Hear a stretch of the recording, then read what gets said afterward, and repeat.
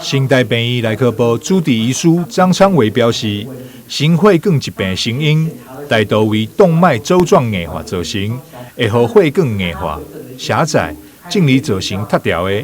一般好发伫中老年者，但不良的饮食习惯，也则是无健康的生活形态，比如是食薰、啉酒、无明等因素，和这项疾病好发年龄有年轻化趋势。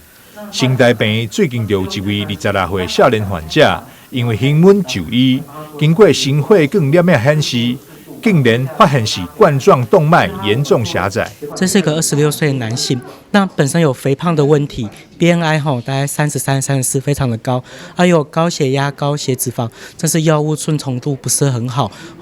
那因为这些治疗并不是非常的顺从度非常高，加上他有胸闷、胸痛的原因，我们帮他做一些详细的检查，经由了心电图、心脏超音波，甚至运动心电图以及电脑断层，其实发现血管有严重狭窄的问题，但药物治疗效果不佳，所以我们建议他住院做心导管的检查。那经由导管检查置放支架之后，症状改善非常的多，已经可以日常生活都没有受到影响。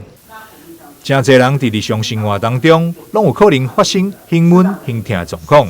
但真正甲心脏有关的，大概只占15%左右。而一般民众真困难判别严重程度，可能因为疏忽病况而造成猝死的遗憾。胸痛基本上的话，建议一定要非常严阵以待，因为很多患者胸闷、胸痛有可能第一次发作就是已经猝死，送来医院必须要做急救，所以有一些蛛丝马迹，有在不舒服的时候，建议还是来医院做专业的一些详细检查会比较好。